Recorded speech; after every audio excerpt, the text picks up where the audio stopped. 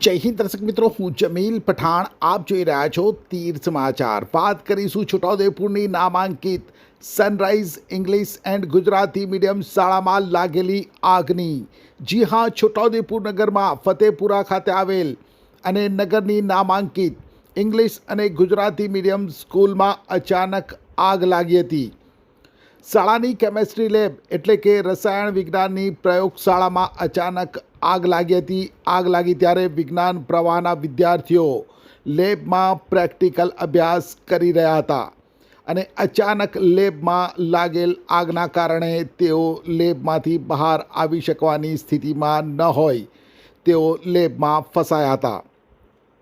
સ્થિતિ અને સંજોગો જોતા તરત જ શાળા સંચાલક દ્વારા ઇમરજન્સી સેવા ફાયર એન્ડ રેસ્ક્યુ વિભાગને કોલ કરવામાં આવ્યો અને ગણતરીની મિનિટોમાં છોટાઉદેપુર નગરપાલિકાની fire and rescue team fire tender અને ઇમરજન્સી રિસ્પોન્સ વ્હીકલ લઈને શાળામાં પહોંચી હતી અને જ્યાં આગ લાગી હતી, જ્યાંથી ધુમાડો નીકળી રહ્યો હતો, ત્યાં પાણીનો મારો ચલાવવાની સાથે ફાયર લાશ્કરો લેબમાં પહોંચ્યા હતા અને લેબમાં ફસાયેલ તમામ વિદ્યાર્થીઓને રેસ્ક્યુ કરી અને સલામત રીતે બહાર લઈ આવ્યા હતા અને આગ ઉપર સંપૂર્ણ કાબૂ મેળવી આગને ઓલવી હતી. શાળામાં આગ લાગે ત્યારે શાળા સંકુલમાં સ્વાભાવિક છે કે અફરાતફરીની સ્થિતિ સર્જાય. જો કે શાળા સંચાલકો અને શિક્ષકો દ્વારા આવી આપત્તિ સમયે સંયમ અને વિવેક બુદ્ધિનો ઉપયોગ કરી સ્થિતિને કાબૂ રાખવામાં સફળ રહ્યા હતા. નગરના પ્રવેશ દ્વાર પાસે આવેલ નામાંકિત શાળામાં આગની ઘટના બની હોય ત્યારે એ પણ સ્વાભાવિક છે કે લોકટોળા ઉમટી પડે. શાળામાં અભ્યાસ કરતા વિદ્યાર્થીઓના વાલીઓ સુધી પણ વાયુવેગે આ ખબર પહોંચી ગઈ અને પોતાના સંતાનોની ચિંતા સાથે વાલીઓ પણ શાળામાં દોડી આવ્યા હતા. જોકે ફાયર એન્ડ રેસ્ક્યુ ટીમના ઇન્ચાર્જ ફાયર ઓફિસરે અંતે આ ઘટના વાસ્તવિક નહીં પણ એક મોક ડ્રીલનો હિસ્સો હોવાનું જાહેર કરતા સૌએ હાશકારો અનુભવ્યો હતો. આપને જણાવી દઉં કે ગુજરાત રાજ્ય અગ્નિ નિવારણ સેવાઓ વિભાગ દ્વારા 14મી એપ્રિલ ફાયર સર્વિસ દિવસના ઉપલક્ષમાં રાજ્યમાં 14થી 20 એપ્રિલ દરમિયાન રાષ્ટ્રીય અગ્નિ સેવા સપ્તાહ તરીકે ઉજવવાના ભાગરૂપે શાળાના બાળકો અને શિક્ષકોમાં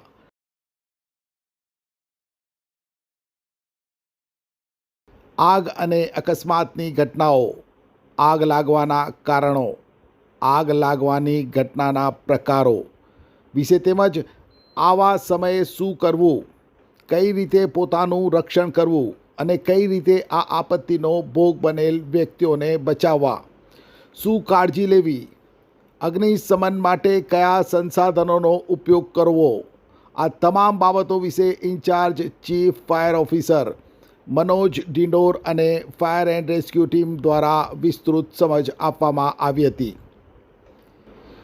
સાથે રાજ્યની અગ્નિ નિવારણ સેવા વિભાગની ઇમરજન્સી રિસ્પોન્સ વ્હીકલ જે કોઈ પણ આકસ્મિક ઘટના સમયે રાહત અને બચાવ માટેની કામગીરી કરવા માટે તેમાં ઉપલબ્ધ તમામ આધુનિક ઉપકરણો, સાધનો અને તે કઈ રીતે કામ કરે છે તે અંગે લાઈવ ડેમોન્સ્ટ્રેશન કરી બતાવ્યા હતા.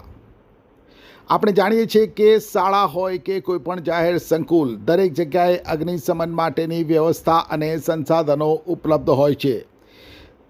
ત્યારે આગ અને અકસ્માતની ઘટના સમયે સ્થળ ઉપર ઉપલબ્ધ ફાયર એક્સટિંગ્યુશરનો કઈ રીતે ઉપયોગ કરવો તેનું પણ શાળાના શિક્ષકગણને લાઈવ ડેમોન્સ્ટ્રેશન કરીને શીખવાડવામાં આવ્યું હતું, તાલીમ આપવામાં આવી હતી. શાળાના મેનેજિંગ ટ્રસ્ટી ડિમ્પલબેન સોની અને શાળાના આચાર્ય હેતલબેન ઉપાધ્યાય દ્વારા 16મી એપ્રિલને બુધવારે અગ્નિશમન અને રાહત બચાવ માટેની મોક ડ્રીલ અને તાલીમનું સુચારું આયોજન કરવામાં આવ્યું હતું. ત્યારે સમગ્ર કાર્યક્રમને લઈને શું કહી રહ્યા છે incharge chief fire officer Manoj Dindor અને શાળાના આચાર્ય હેતલ ઉપાધ્યાય, આવો જોઈએ. સવારના 10-30 કલાકે છોટાઉદેપુર ફાયર કંટ્રોલ રૂમમાં સનરાઈઝ ઇંગ્લિશ મીડિયમ સ્કૂલમાં લેબમાં આગ લાગી છે અને 10-15 જેવા બાળકો ફસાયા હતા, જેવો એક કોલ મળ્યો હતો. તાત્કાલિક ઘટના સ્થળ પર આવી બાળકોનું રેસ્ક્યુ કરી અને આગ ફાયર એક્ટિવિટીઝ કરી હતી, લેબમાં લાગી હતી. જે એક મોક ડ્રીલનું આયોજન કરેલું હતું 14મી એપ્રિલ ફાયર સપ્તાહ વીક અંતર્ગત.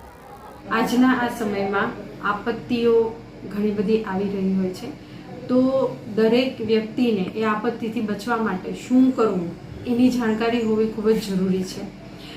આ બાબતને લઈને અમે સનરાઈઝ ઇંગ્લિશ અને ગુજરાતી માધ્યમ શાળાએ વિચાર્યું કે આપણા બાળકોને આવી કોઈ પણ ટ્રેનિંગ આપીએ તો બાળકો કોઈ પણ જગ્યાએ આપાત સમયમાં પોતાનું રક્ષણ કરી શકે અને બીજાને પણ મદદ કેવી રીતે કરી શકે એના માટે ટ્રેનિંગ આપવાનું વિચાર્યું. જેના માટે છોટાઉદેપુર ફાયર સેફટી ડિપાર્ટમેન્ટ નો સંપર્ક કર્યો અને એ લોકોએ આજે અમારા બાળકોને એક મોક ટ્રેનિંગ આપી. જેના માટે અમે એક સુવિધા ઊભી કરી હતી કે અમે લેબમાં આગ લાગી છે એવો ફાયર ડિપાર્ટમેન્ટને ફોન કર્યો. ફાયર ડિપાર્ટમેન્ટ ઇમરજન્સી આવી અને તરત જ એ આગને કાબૂમાં કેવી રીતે લેવી, જે બાળકો ફસાયા હોય એ બાળકોને પ્રિકોશન કેવી રીતે લેવા, એમને તરત સારવાર કેવી રીતે આપવી, એ બાળકોને ત્યાંથી ઉપરથી નીચે કેવી રીતે ઉતારવા, આ દરેક બાબતની ટ્રેનિંગ એ લોકો દ્વારા આપવામાં આવી. અને ત્યારબાદ દરેક બાળકોને સમજાવ્યું. લગભગ શાળામાં બાળકો 1000 છે.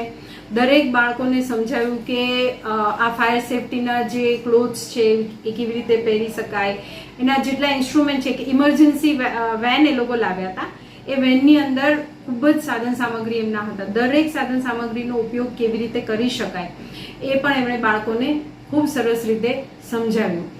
અને અમને આશા છે કે આ ટ્રેનિંગથી અમારા બાળકો અને અમારા બાળકો સાથે જોડાયેલા બીજા બધા પણ આ માહિતી મળશે કે ફાયર ડિપાર્ટમેન્ટ કેવી રીતે કામ કરે છે અને જ્યારે તમારે પણ જરૂર પડે તો તમે કેવી રીતે કામ કરી શકો છો એ બાળકોને માહિતી મળી. એના માટે હું અને સનરાઈઝ શાળા પરિવાર ફાયર સેફટી ડિપાર્ટમેન્ટનો ખૂબ ખૂબ આભારી છું.